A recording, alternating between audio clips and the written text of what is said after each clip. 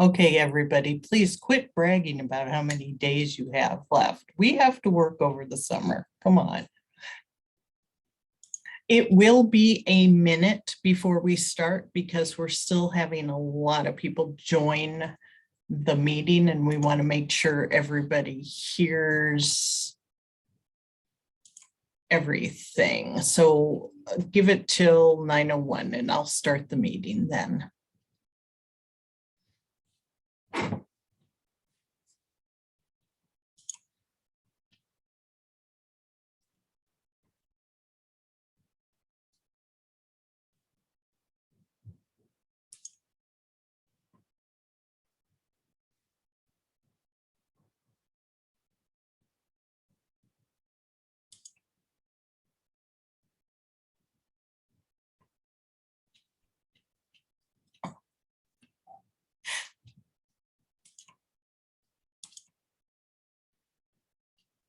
Okay, it's 9:01. We'll start the meeting. I am Lynda Westphal, Director of Child Nutrition Programs, and we will start the webinar today. I want to introduce or announce two new staff. We have Sharon, who is our new admin assistant, and she's been with us, I want to say 6 weeks now. She's learning all about child nutrition, and give her a call and she will help you in any way that she can. And we have Pamela, who is also working 50-50 in CACFP and USDA Foods. So give her a warm welcome. She just started a week and a half ago. So this is her first webinar for us, with us. All right, so let's jump in. Waivers. I want to let everybody know that the SDE has applied for 3 waivers. The wellness policy waiver has been approved May 17th, and that will allow everyone who elects to opt into it. Sorry, I'm admitting more people. It allows everyone who opts into it to have an assessment of your wellness policy extended to May or the end of the school year in 2023. We have also asked for 2 other waivers that just came out, a paid lunch equity waiver. And what that waiver allows is, sorry, I'm trying to get to my screen. So paid lunch equity will allow schools not to increase meal prices if the district chooses not to increase prices. I know it's late in the game. However, it was just released by USDA a week ago. Waiver 26, which is the use of prior year eligibility determinations, is a little more complicated. It allows schools to use a student's 1920 application determination or their most recently available data for 22-23 30-day carryover. So if a student was free in 2019-20 and does not have an application for 2021 or 21-22, the student can have their meals provided for the first 30 operating days of 22-23 using their 19-20 data. Sorry, this is very complicated. If an application is received during those first 30 operating days, the current application must be used. Waiver 26 should have no impact on the IC reporting for the new literacy funding reporting. And when utilizing this option, the determination is not to be reported at any time in IC during the 21-22 or the 22-23 school year. But we are still waiting for USDA approval for both of those. So wait for the email notification on those two waivers that are still pending.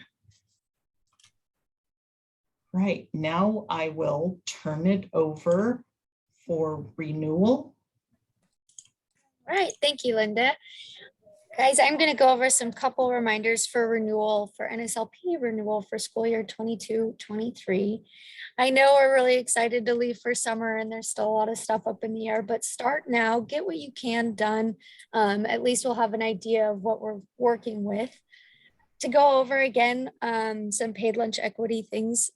Of course, Lynda mentioned waiver number 25. You're able to opt into that.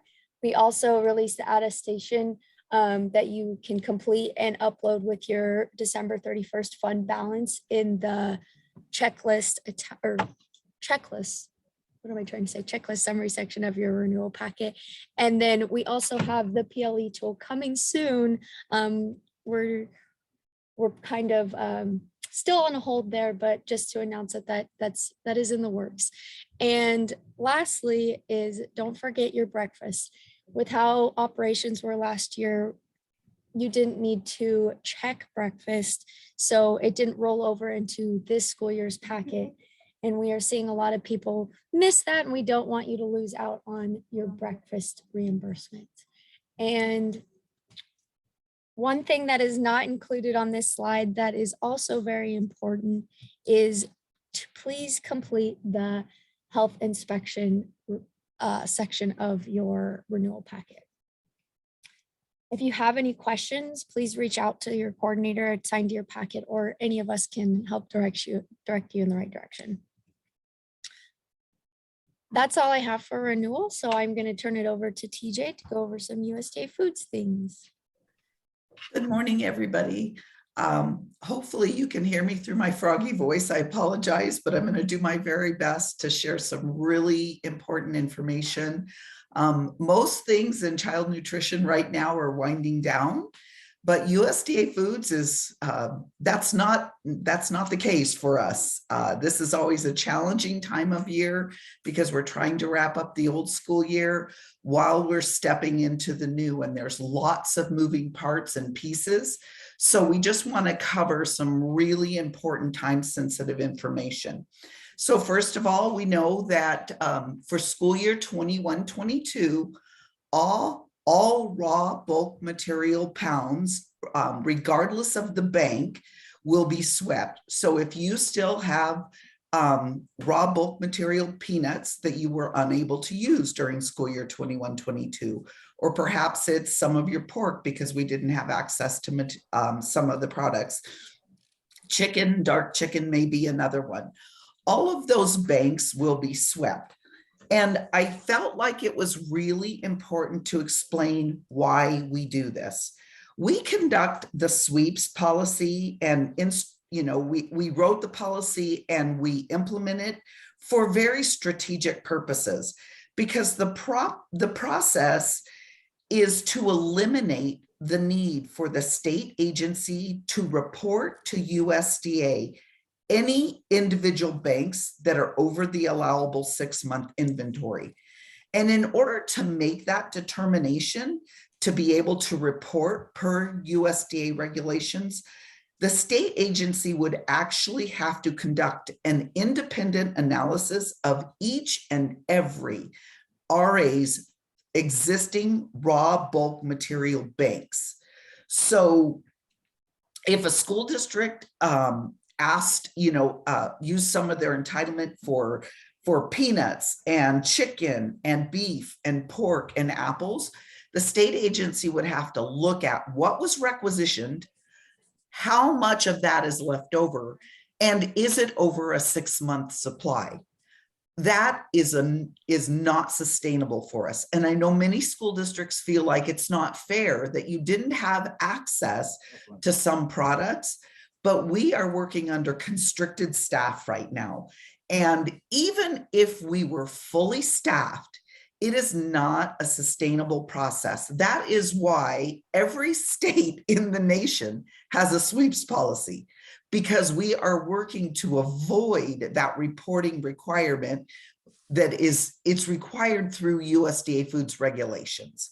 So what it does for schools is keep in mind, we've set up a process whereby the sweeps tab will be loaded with all of the bulk raw material banks that were swept. So if your school district was unable to use your pounds for any various reason, you can simply go to the sweeps tab, which will be released July 1, 2022, and reclaim those pounds in the form of cases of product. So it's really just a method for us to be able to manage. We take them all, we put them in one bank, and then we just issue those right back out. So I thought maybe if folks understood why that process exists, you know, you would recognize that it's so that we can manage the workload essentially. And I saw somebody raise their hand, but I do want to remind folks, if you have a question about anything that we're discussing, please make sure you put it in the chat, or I believe, Jamie, we've inactivated the Q&A, so we'll get to those questions. So then the second part of this is we are going out with some of the old practices. The surrender tab was put into place as a mechanism for allowing school districts to say, oh my goodness, when I placed my requisitions, what I really meant to order was 100 cases, but I hit the 200 instead. It was simply intended as a mechanism for schools to pay attention to what they requisitioned and make corrections if mistakes were made. What we've seen this tab turn into, unfortunately, as an end of year inventory management tool. So rather than watching our inventory all through the year and making decisions about changing our menus because we had 60 cases of green beans show up, we've had this tool turn into, well, I didn't use those here 2 weeks before school's out, let me dump them. That was not the purpose of the surrender tab. So in order to manage our workload, the surrender tab is going away. You will not see that on the exchange next year. So what does that mean to you as school districts? You will be more dependent on paying attention to WebSCM notifications. Those notifications tell you when product was received at the warehouse, how much you received, and then you need to adjust your plan accordingly because you have a 60-day dwell time on all direct delivery products. So it becomes your onus to manage your inventory. You ordered it, you need to pay attention to when it comes in, and you need to use it. Now, there is the option, if you find that you made mistakes, you can always donate product to another school district. We had several school districts this year that for various reasons ended up having to reassess what products they had at the end of the year, and they donated a substantial amount to other school districts. That is still an allowable practice, and if you need more information on how to donate products, we're happy to share that with you. But we simply cannot continue to manage that surrender tab. So that is an out with the old. And then in with the new will be just a reminder that the exchange claims do not begin until July 2022. So the state agency has to open that Google Doc to be able to manage adding product, deleting product as things are being purchased or not purchased through the course of this time frame. And what continues to happen is as soon as I open the document to be able to add the information I need to add, school districts are going in and making claims. I've had to delete lots of claims and then send out emails saying, please note your claims were deleted. As promised, the state agency will send out a broadcast email. As soon as the exchange is available for claims. So please do not make any entries in that document until you have received the broadcast email from the state agency, so we can do our part to make sure that you can claim all available products for school year 22-23. And then next slide, Jamie.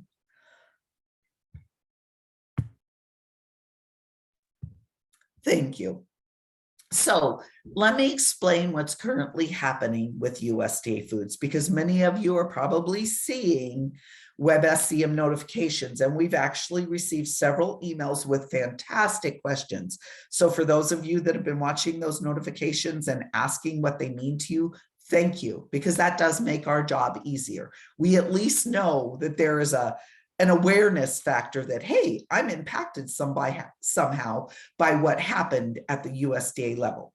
So here's what happens with USDA Foods, sort of cyclically. USDA Foods products all have different bid cycles. Some products, some vegetables and fruits have a quarterly product. Bid cycle. Some products have a monthly bid cycle. Some products only go out for bid twice a year. And then there are those that only go out annually, like raw bulk material beef. So when you see a date on a WebSCM notification that says the date was moved from September 2022 on raw bulk material beef to April of 2023, that means there is no impact to you. It's just the bid cycle. Vendors already know they have product coming in to meet the needs. So it's a front load backfill system for raw bulk materials. So don't let that make you think that you're not going to have access to your further processed items. But excuse me, I apologize. Knowing that there are different bid cycles is really important because of what is currently happening. So what we're seeing right now is that there are lingering issues with supply chain management, staffing shortages, and high cost of goods through the vendor process. So USDA approves USDA vendors.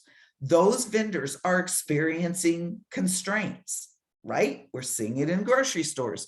Well, keep in mind that vendors that provide product for USDA Foods also have a commercial arm.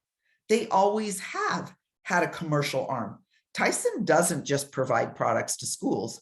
They have their whole other commercial arm. So vendors are having to make business decisions about profitability. And when they have to make those kind of decisions, many of them are choosing to ensure that their commercial products are fully available for all purchasers in the US. And then K-12 is the second arm where they're hoping they can meet the needs of those requisitioned items for school year 22-23. So what we in our state have experienced is that due to vendor constraints, whatever is causing those constraints, we are seeing that USDA is making strategic decisions to, one, share the impact of those constraints by canceling a percentage of each state's loads that were requisitioned in any affected product. So one of the products that we saw was applesauce. There was not enough vendor availability for all of the truckloads of applesauce that we requested in the first quarter of school year 22-23. So USDA canceled one of our 3 truckloads.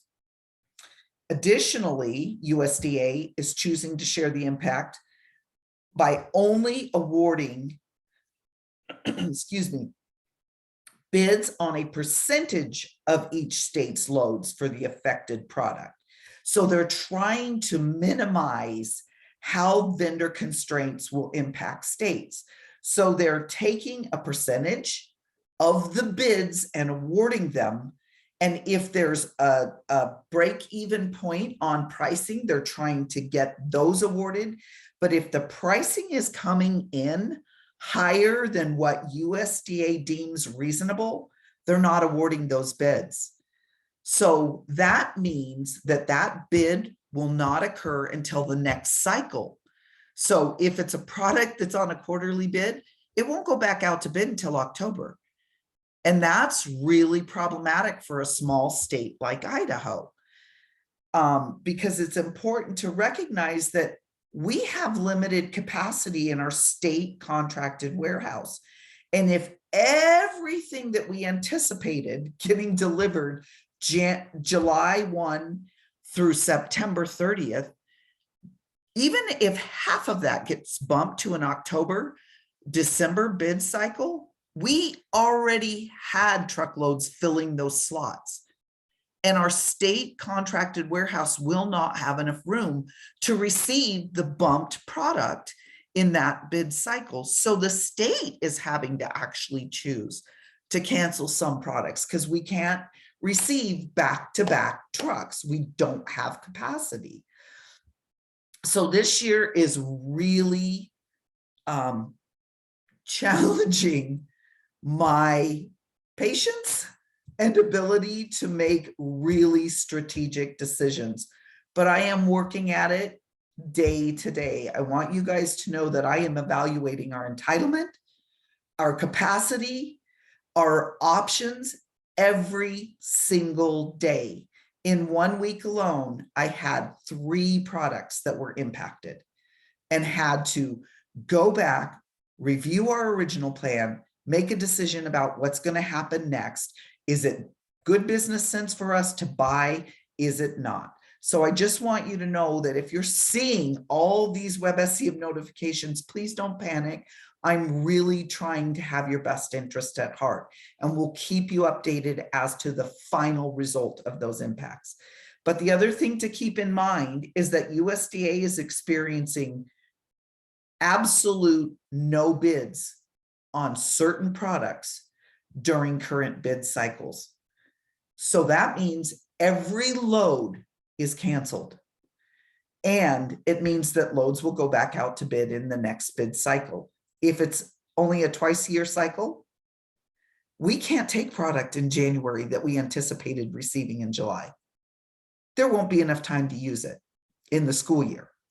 So there's just a lot of moving parts right now. So please pay attention to your WebSCM notifications, but recognize that, again, with that staffing capacity, we can only answer so many emails.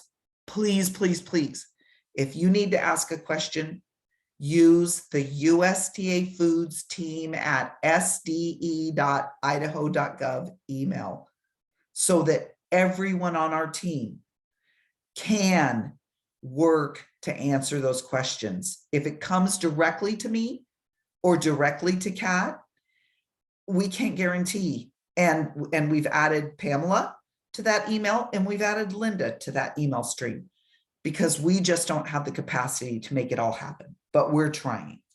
So with all of that said, let's move to the next slide, because what I just told you, you ain't seen nothing yet, folks. Unfortunately, the market trend and vendors are saying there's more to come. So everything that we've managed so far likely will extend through the rest of at least the current 2022 year, which will impact our 2023 bids and buys. So currently what we have experienced is our canceled entitlement products. So NSLP entitlement was used to purchase oats for those school districts that requisitioned them. We shared that load with 2 other states, Nebraska and Montana. But because this is on a biannual bid cycle, we wouldn't see this go back out to bid until January. And it's possible the vendor would choose that their delivery option wasn't until sometime in April, May, or June. And we just couldn't afford that. There's no way you wouldn't get the product. So what's the point?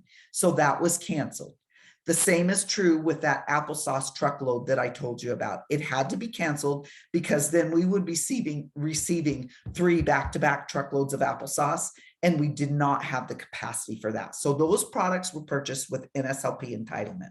So if you used your entitlement and you were impacted by it, you got a WebSCM notification. If you didn't think that was an important notification, run your requisition status report, and it's going to tell you how your requisitions have been impacted. Some of your products have been purchased, some have been canceled, some have been returned by FNS AMS.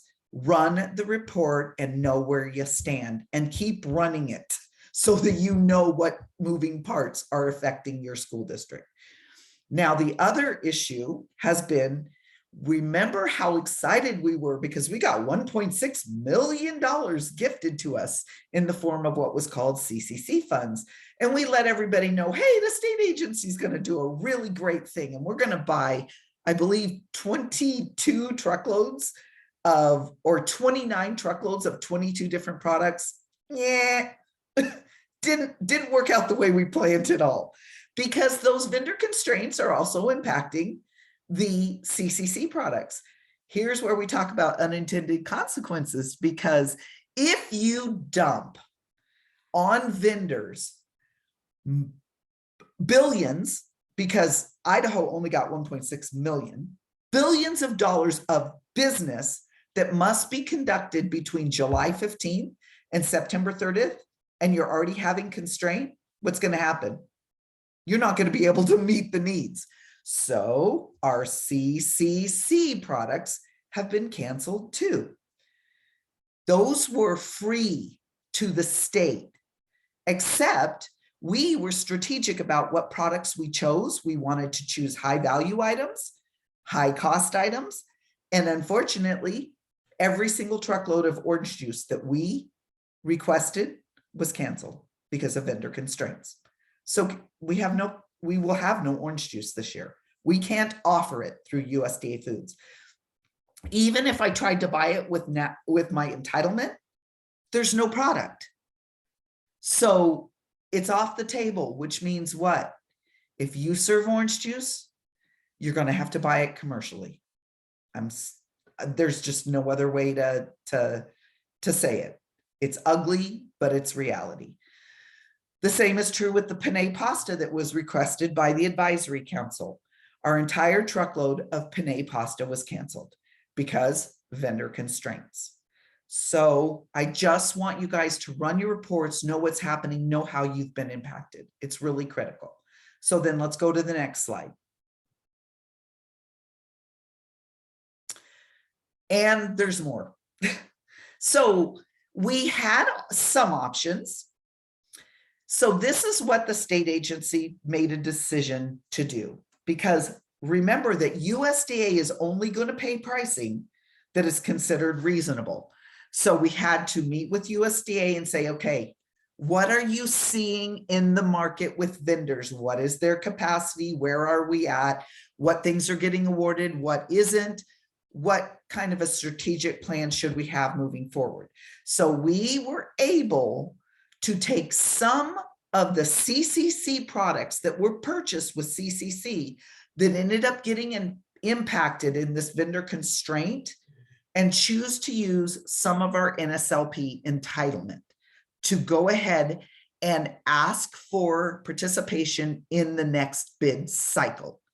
So we chose to do that with our apple slices, but original bid cycle was July through September.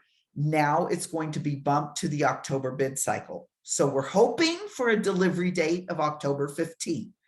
Everything on this slide is fingers crossed, folks. Same with tomato paste. Same with deli sliced turkey, sliced smoked turkey breasts, or it's the deli, the refried beans, the vegetarian beans, and the vegetable oil we purchased with CCC funds. But when we first got the funds, we were told we were overspent because pricing was coming in too high.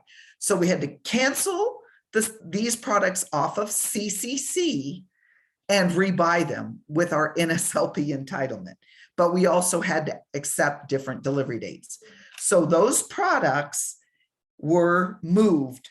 But the good news is I believe that I saw WebSCM notifications that our vegetable oil and our vegetarian beans both look like they're going to be purchased. But again, fingers crossed, because everybody is working towards solutions, day-to-day conversations with vendors.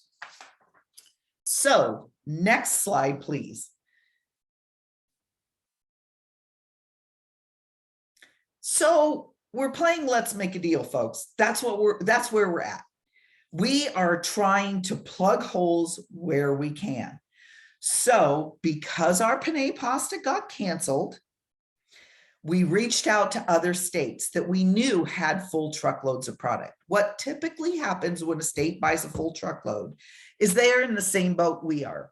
Some of that truckload is not on a given requisition from a recipient agency. Some of it is going to sit in a state agency account, and then it's going to be doled out as schools need it.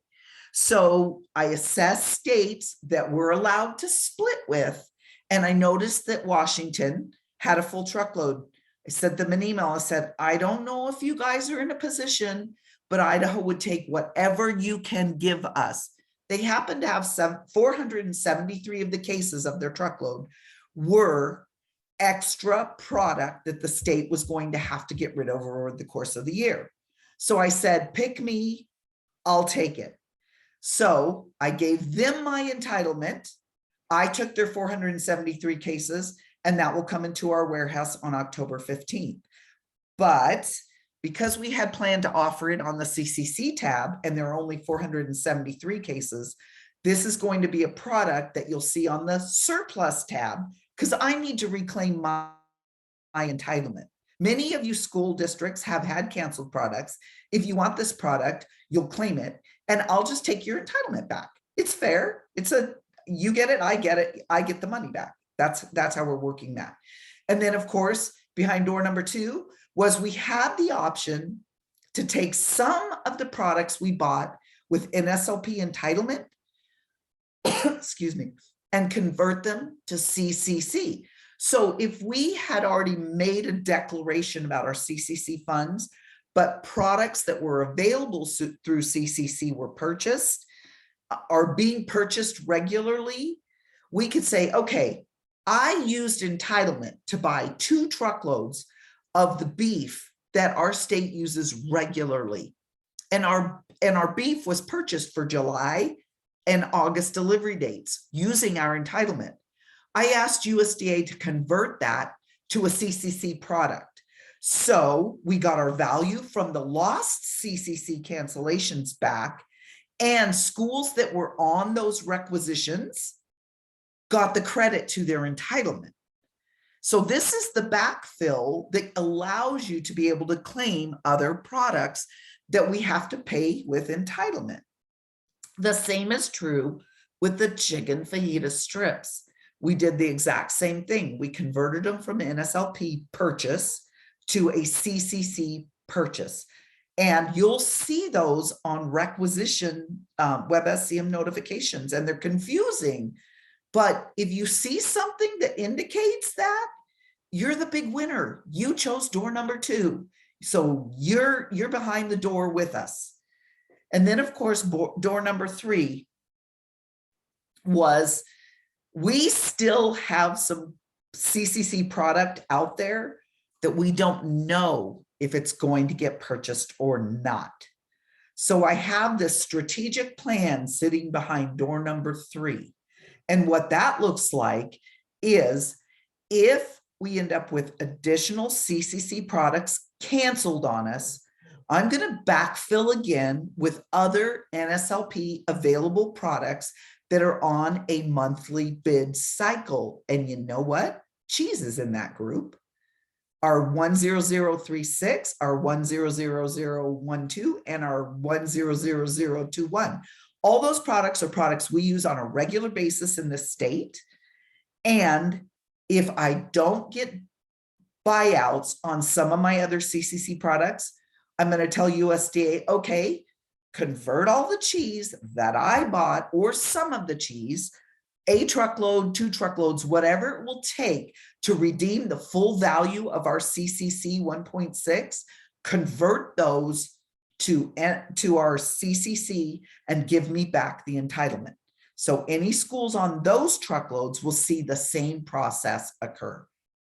So hopefully some of this makes sense. I know it's very, very convoluted, but we're doing our very best to make sure that schools get the value of the CCC program in school year 22-23.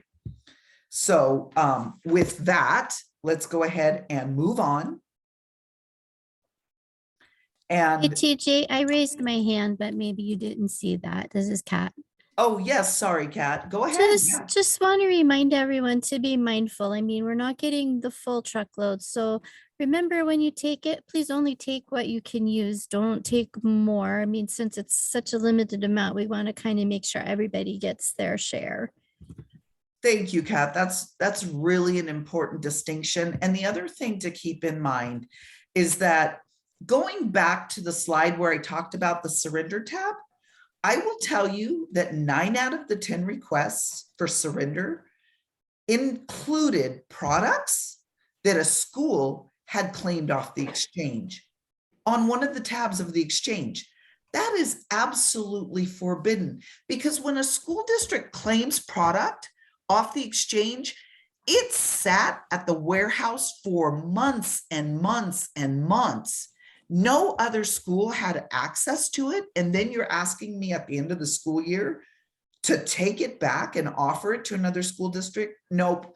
So the state agency is going to be much more deliberate about honoring requests off the exchange. If I see a school district go in there and claim 200 cases, I'm likely going to say, nope, not going to happen. We're going to negotiate. I'm going to say, what can you reasonably use in the next 60 days? If you can reasonably use 100 cases, I'll honor a 100 case claim. But beyond that, no, because this is a fair share, and it is not intended to backfill if you chose not to use your entitlement on certain products. That's not the intent of the exchange. It is a fair share. It is an opportunity to participate fully in the USDA Foods program. So please keep that in mind and be a good neighbor, and we will be watching it more strategically. So And TJ, yes. TJ, there's one question for you. Is Okay. there a key for the difference between what purchased, approved, and ordered is? Yes, it's on the WebSCM user guide. If you download a copy of that, one of the last pages, actually, it's a table that outlines what those things mean. And it's a great question because keep in mind, your entitlement is always estimated until the truckload is in purchase status. When it's in purchase status on your requisition status report, the value in column, I'm guessing here, but I think it's column P, it says new value. The value in that column is a monetary value of what you actually paid because the truckload was purchased. That's the only time your entitlement is truly impacted. Everything else is still in an estimated entitlement status because other of your products haven't been purchased yet. So using entitlement strategically is a guessing game from day to day. So that's a great question. Thank you. And was there anything else, Lynda, on that?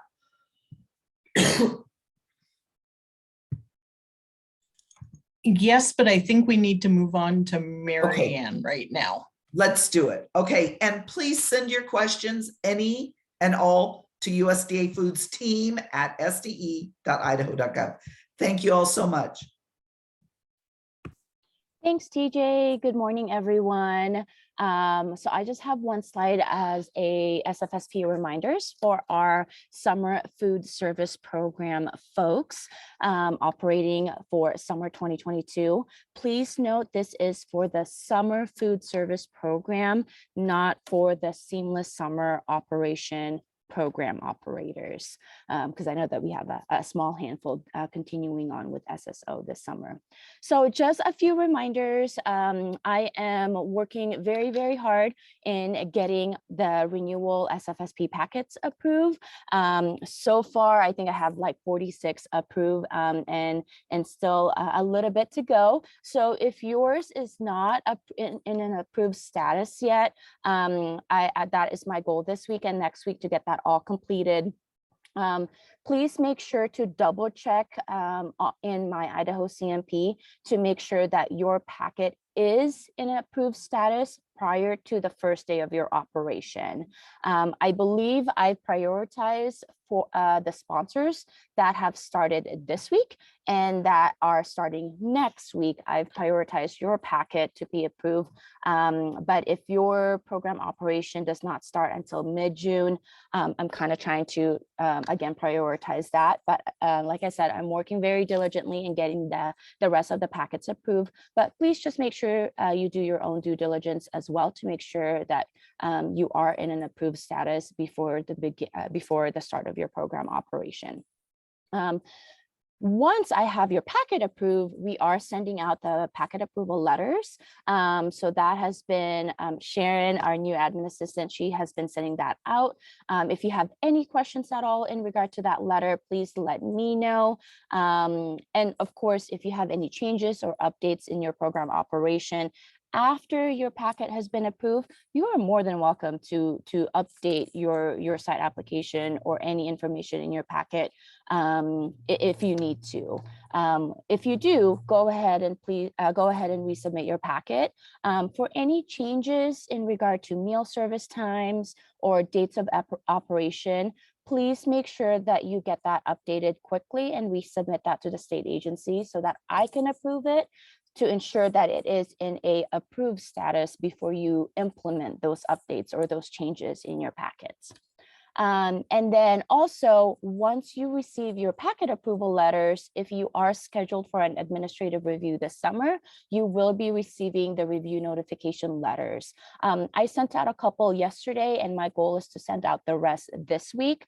But as you guys probably remember from, gosh, maybe a month ago, we sent out a broadcast email notifying all of our SFSP sponsors who will be reviewed this summer. So you should know if you are scheduled or if you are up for an admin review.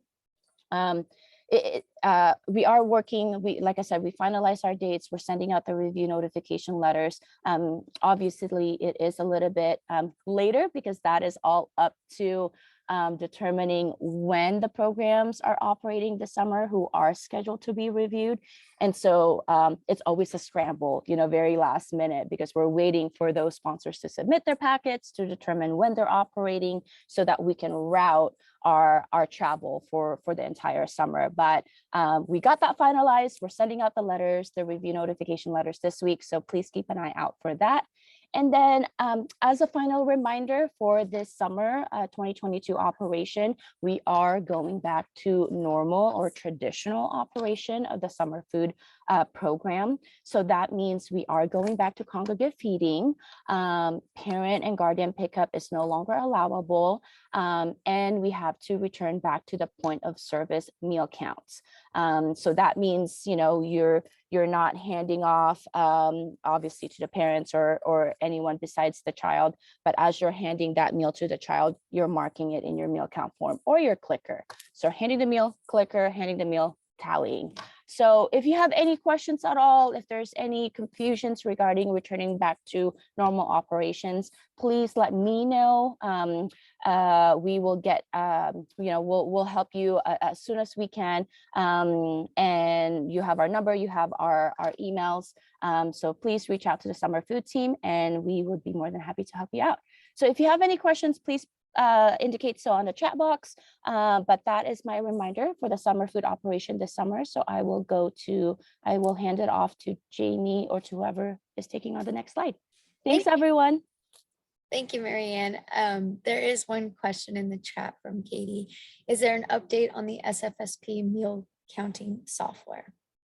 Perfect. That's a great question. So we actually did a meeting yesterday with the company that oversees the meal counter. It was some great discussion. So there's a couple of action items that resulted from that meeting yesterday, and we are meeting back up with them late next week. To hopefully by then we can kind of determine if we are able to move forward with the system upgrade, how will that look like in the next, not in just the next year, but the next few years. And so please stay tuned. Definitely there's not going to be any updates or changes this summer. Obviously it's around the corner. Summer operation is about to begin, but we'll definitely keep you all of the SFSP sponsors in the loop on whether we move forward with that upgrade or not. Thank you for the question. Thank you, Marianne. All right, guys, I'm going to go into just a quick reminder for our NSLP in-person training for this upcoming school year. Remember, we said this last webinar, just to register through the CNP Learning Portal, and registration is limited to 2 individuals per district. The bullet points below that are our dates for this upcoming school year. And then the snapshot is what you're looking for in the learning portal. The location is going to be the first, I should say, title, and then the title of the training. So just keep a lookout on for that. Please let any of us know if you have any questions while registering for the training. Next, we're just going to kind of give a shout out to those getting an administrative review in school year 22-23. Just as a heads up, the screenshot is a little small, but please let us know if you have any questions regarding your upcoming administrative review. It's best to be proactive. I know that's a little intimidating saying that now as we're even going through the renewal process, but being proactive about this will help it go by with ease. So please let us know if you have any questions.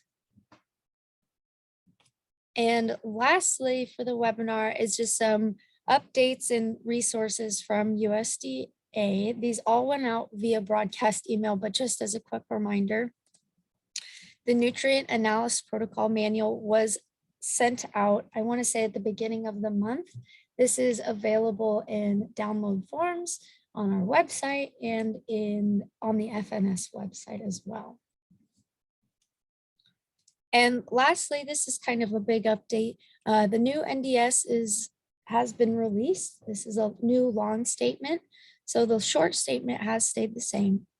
But on May 5th, the USDA Food and Nutrition Service Civil Rights Division issued a memo on Rostock and Clayton County and its application to USDA FNS programs. The memo informed FNS program recipients that the prohibition of discrimination based on sex in Title IV and the Food Nutrition Act includes gender identity, sexual orientation, the changes impact the USDA non-discrimination statement and the injustice for all posters. So all of your long statements need to be updated, and as soon as we get the injustice for all posters, those as well will need to be updated. And just a reminder to please keep your old injustice for all posters up until you receive the new one. Don't take the old one down and just wait for the new one yet. And Jamie, can I squeeze in on that one for our SFSP sponsors? If you guys need some of the old civil rights posters, please email the state agency because as Jamie mentioned, you must you have the posters with you during program operation until you receive the new posters. So for our SFSP sponsors, if you guys need any, please just let us know and we will mail you some immediately until the new posters come in, and we'll provide that to you as well. Thanks, Jamie. Thanks, Marianne. And Katie, yes, you will receive notification when the new NDS has been translated. Team, correct me if I'm wrong, that hasn't been released yet. Yes, they're Okay. working on translations and they have not finished them yet. Thank you, Linda. I know we kind of went through most of the questions, but if you have any others, please insert them in the chat or unmute yourself. I do see that TJ was able to get back to some of the questions via the chat. I don't know if you want to address those, TJ. I don't know. Yeah, just to let everybody know, please review the questions in the chat because they're really good ones, and they're, then the answer applies to everybody in terms of, some of the changes we talked about from either NSLP to CCC or vice versa, and what that looks like, at your level for making sure that you get access to those products. And then also good questions on, statuses, what they mean on the web SCM notification. So I did provide some clarification on those. So just review the chat real quickly if you can. And if for some reason you missed those answers, I can always cut and paste and send it to you. So if you send a USDA Foods team email, we're happy to address those issues for you. And one question Ashley has is she wants to increase lunch prices for next school year. I know what I want to increase price to, but do I have to wait till I get approval from the state in order to change them? My district is asking what prices will be, and I'm not sure if I can set prices yet until the application is approved. And I'm going to stick my neck out here and answer this. If you're going to increase your prices and you go over 10 cents, of course, you may change them and set your prices now. 10 cents is the minimum amount from the PLE tool. So if it's 10 cents more than the last time you charge prices, I think that is what USDA is looking for. If you want to go over that, that is totally up to you. I do know that there have been some school districts that increased it a quarter, but I will defer to the NSLP team. I know the PLE tool just got released recently and we're going over it because we have some questions. Hey, Linda, just a reminder on that too, that, increases of significance have to go to the board. So make sure that you have that built into your process. So, it sounds like in planning for these increased prices, you have a figure in mind. So make sure that you get the appropriate approval at the district level as well. This is Jen, and I'd like to support what TJ just said. That is true. Go to your board because there may need to be a public hearing on the increase depending on how high you go. But I do want to say that in traditional years, the state agency would need to verify your PLE tool to ensure that you were raising your prices accurately as far as getting approval in advance. But I will just reiterate that this year we have a couple other flexibilities in place. There is the attestation. If you do have a positive fund balance and elect, you have an option to not increase prices and can choose that flexibility. However, many people with a positive fund balance have completed that attestation, however, have also gone ahead to raise their prices. And I think that would, we have been approving those, that it's kind of in lieu of the PLE tool showing what exact price needs to be raised to.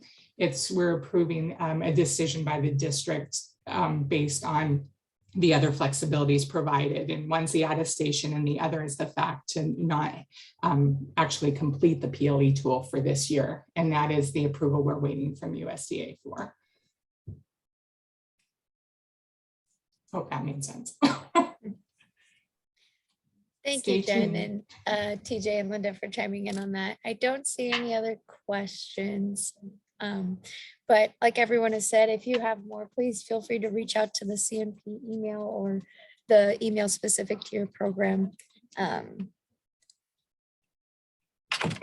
If we don't have any other questions, I will go ahead and give everybody back 6 minutes of their morning. Hey, Jamie, just real quick, I wanted to chime in and let everyone know, because we have a lot of new sponsors, new food service directors. We do have very area specific emails set up to ensure that your messages go to those people that can act upon them. So, you know, to reiterate, USDA Foods team has an email. Use that when you have USDA Foods program specific questions. There's also an NSLP team email. So if your question is about renewal or any of those operational questions, you can use that email. And then we have the CNP that goes to all CNPs. So, you know, oftentimes people get used to asking a question from one person who has always, you know, supported them in one way or another. But at the state agency level, we're very taxed and we also have very specific roles. So please try to keep that in mind when you direct questions to folks. The more you send it to, the better we can service you as customer needs arrive. So thank you. Thank you, TJ. That's a great reminder. All right, everyone, have a great rest of your day. Thanks, everybody. Bye.